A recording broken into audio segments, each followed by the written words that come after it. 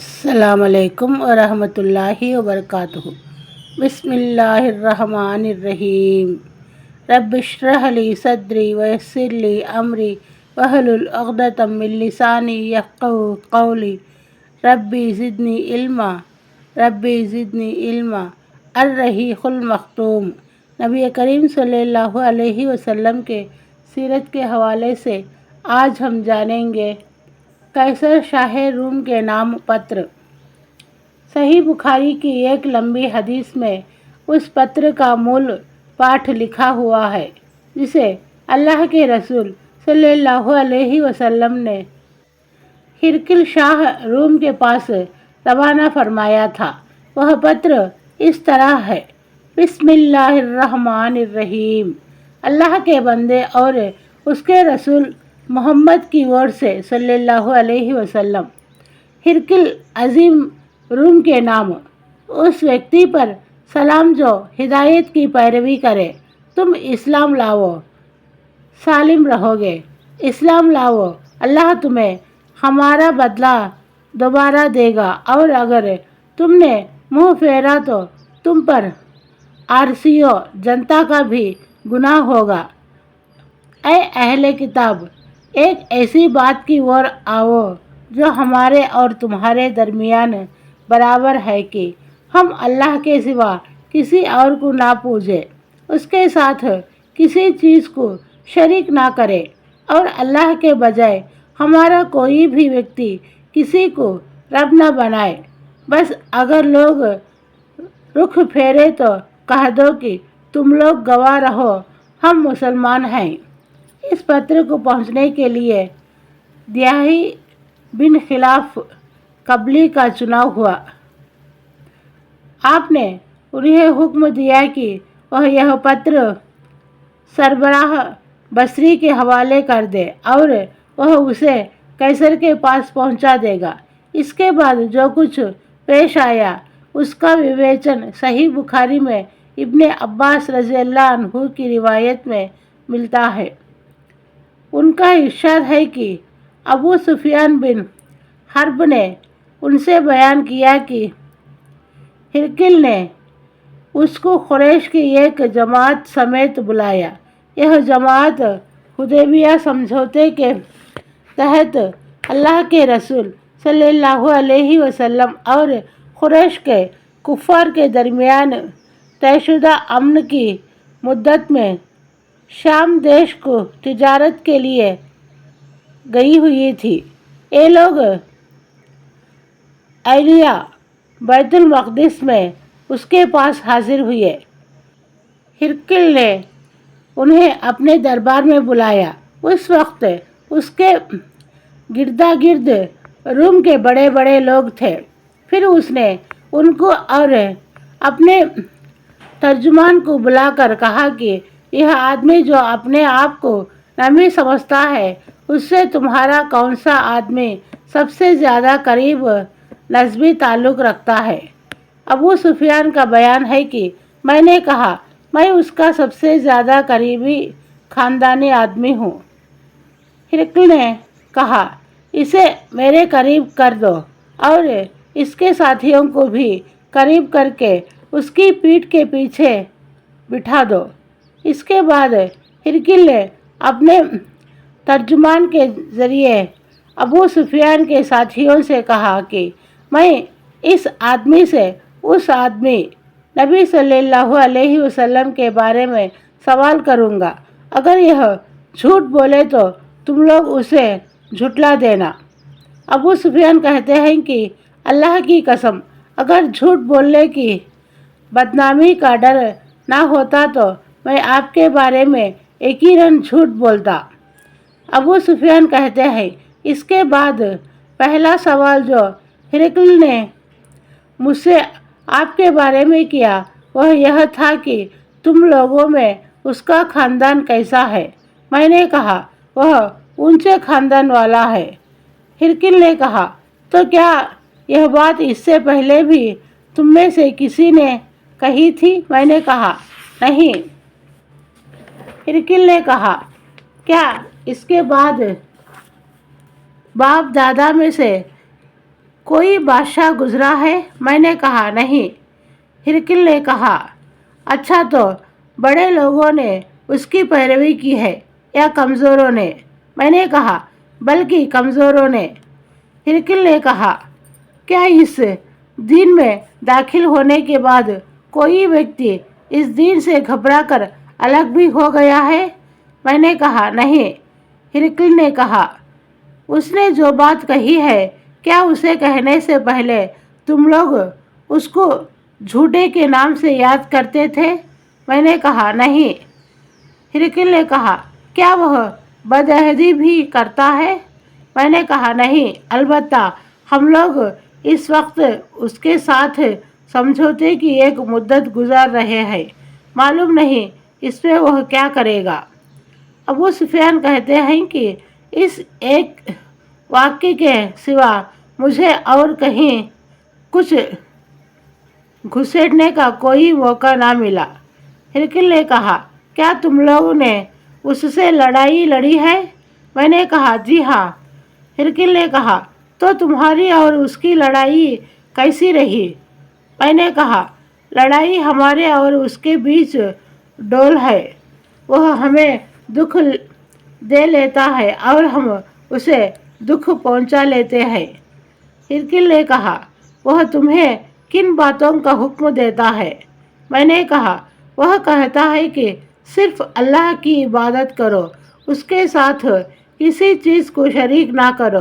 तुम्हारे बाप दादा जो कुछ कहते थे उसे छोड़ दो और वह हमें नमाज, सच्चाई, परहेजगारी, पाक दामनी और रिश्तेदारों के साथ अच्छे बर्ताव का हुक्म देता है। इसके बाद हिरकिल ने अपने तर्जमान से कहा, तुम इस आदमी अबू सुफियान से कहो कि मैंने तुमसे उस व्यक्ति का खानदान पूछा तो तुमने बताया कि वह ऊंचे खानदान का है और कायदा यही है कि पैगंबर अपनी कौम के ऊंचे खानदान में भेजे जाते हैं। और मैंने मालूम किया कि क्या यह बात इससे पहले भी तो तुम में से किसी ने कही थी? तुमने बतलाया नहीं।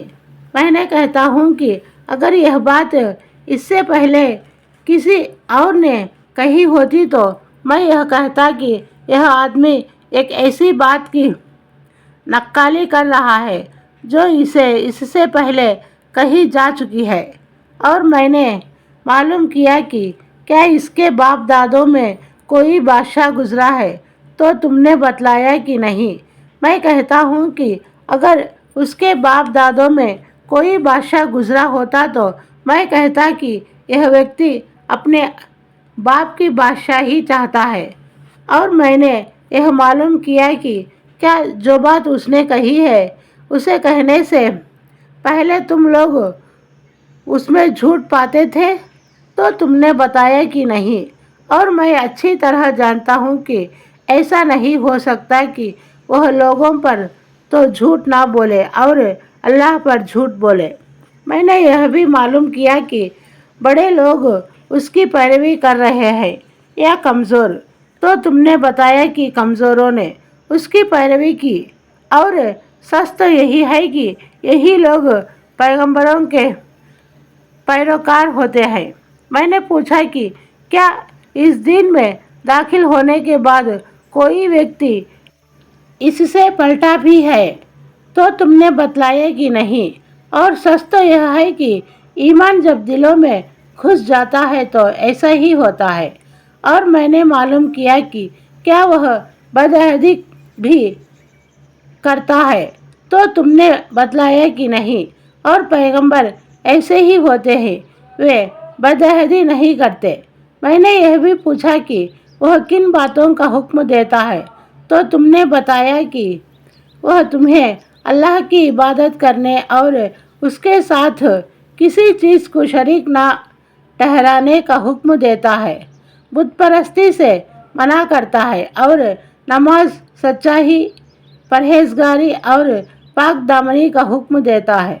तो जो कुछ तुमने बताया है अगर वह सही है तो यह व्यक्ति बहुत जल्द मेरे इन दोनों कदमों की जगह का मालिक हो जाएगा और मैं जानता हूँ कि यह नबी आने वाला है, लेकिन मेरा यह गुमान था कि वह तुम में से होगा।